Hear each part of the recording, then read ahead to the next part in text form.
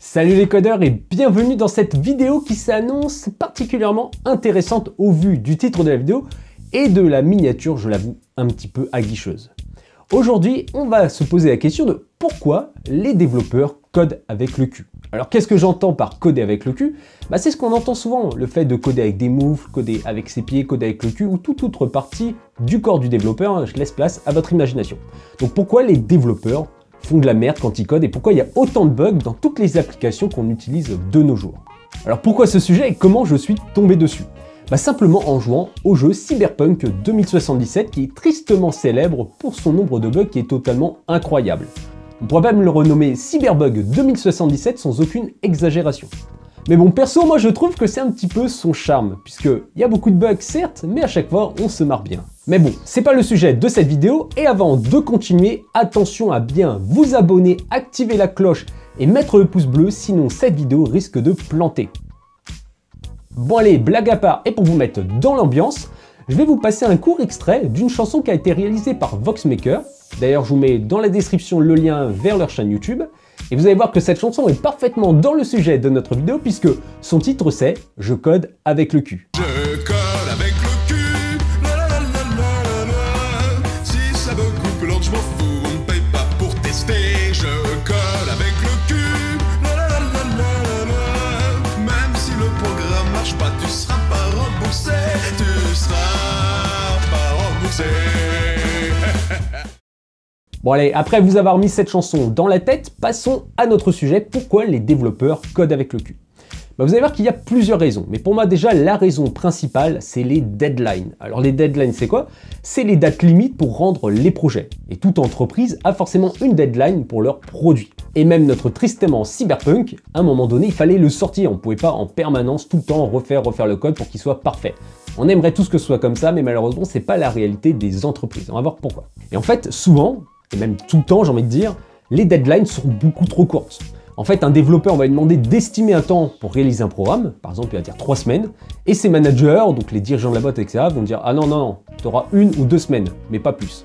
Et du coup, on se retrouve toujours avec des développeurs qui sont pressés par le temps. Ils doivent livrer le produit, ils doivent livrer le code en un temps qui n'est pas maintenable en fait. C'est pas possible de faire un code propre, de qualité, dans ces temps-là. Et du coup, les développeurs, pour réussir à boucler tous les développements, ils sont obligés de coder avec le cul.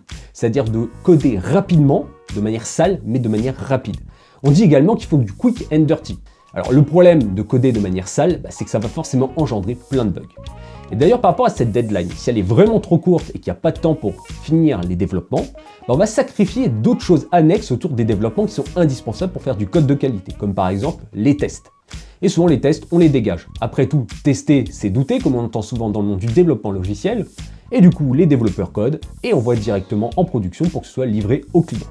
Et là, clairement, vous risquez d'avoir de gros bugs sans même que les développeurs finalement soient au courant. Alors vous allez me dire, mais pourquoi ils font des deadlines aussi courtes? C'est débile, pourquoi ils vont pas prolonger finalement la deadline pour avoir un produit de qualité? Il y a plusieurs raisons. Déjà, tu as le time to market, on n'a pas forcément le choix des fois de livrer à un moment donné. Des fois, le client, il nous met la pression, il veut que ce soit livré à telle date. Il y a également des produits qui doivent être livrés à une date précise, sinon le produit ça sert à rien qu'il sorte tout court. Je pense notamment au téléphone portable. On a vraiment une frénésie des sorties des téléphones, c'est tous les ans il en faut un. Sinon la concurrence ça va vous bouffer. Et du coup vous devez le sortir à une date donnée. Et forcément, on n'a pas le temps de finir les devs et du coup les téléphones quand ils sortent ils sont largement buggés et après il y a des patchs qui arrivent. C'est pareil d'ailleurs pour les consoles, vous avez vu que les consoles dernière génération, elles étaient fortement patchées à leur sortie, tout simplement parce qu'il fallait les sortir à Noël, et après on a patché pour corriger finalement le temps qui nous a manqué. Et pour finir, les deadlines, on ne les rallonge pas tout simplement parce que le temps, c'est de l'argent. Et notamment dans le développement logiciel, ce qui va coûter cher, c'est clairement pas le PC du développeur ou les licences des logiciels qu'il va utiliser, non, c'est son salaire. Et c'est clairement ce qui va coûter cher dans un logiciel, c'est le prix des développeurs tout simplement. Donc si vous rallongez la deadline, vous rallongez le temps où il faut payer les développeurs pour un projet, et du coup, le projet va coûter plus cher. Et souvent, les entreprises, pour faire des économies, elles vont réduire les deadlines. Bon après, les deadlines, c'est pas la seule cause, même si je pense que c'est la cause principale. Il y a une deuxième cause qui pour moi, en tout cas c'est ce que je pense qui est importante, c'est la complexité des technologies et des logiciels que l'on va créer. Alors tout d'abord les technologies. Quand on crée un programme, on va utiliser différentes technologies, différents langages de programmation. Et en fait avec le temps, toutes ces technologies, tous ces frameworks, ils sont de plus en plus complexes. Et finalement cette complexité, c'est plutôt bon puisqu'on peut faire plus de choses, Mais également, ça va être plus difficile pour un développeur de maîtriser totalement chacune de ces technos. Contrairement à avant, on en avait très peu qui étaient très petites, donc c'était facile de les maîtriser en intégralité. Et ainsi donc faire du code de très bonne qualité puisqu'on maîtrisait totalement son environnement. De nos jours, c'est tellement complexe que certains développeurs n'arrivent pas à maîtriser suffisamment leurs outils pour avoir un code de qualité. Donc ça, c'est une des raisons.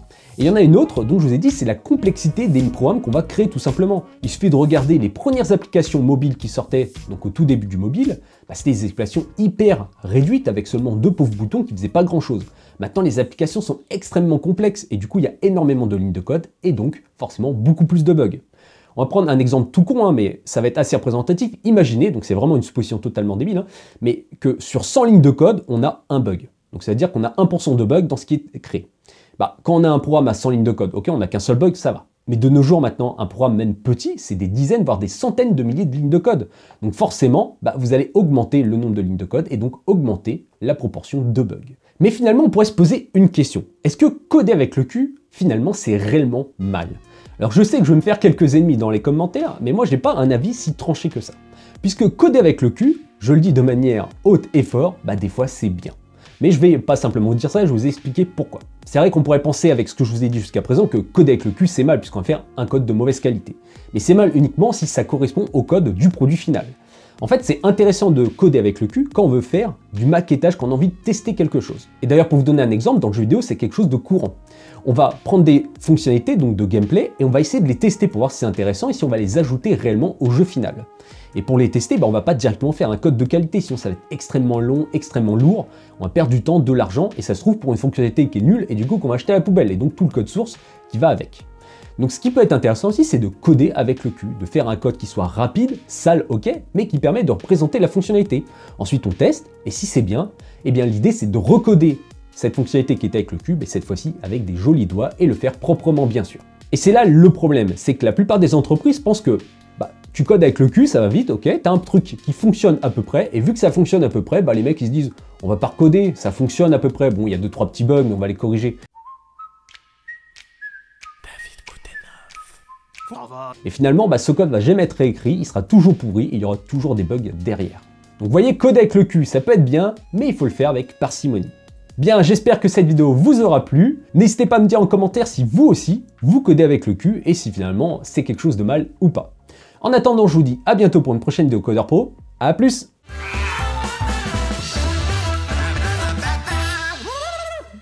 Ce métier me rend fou.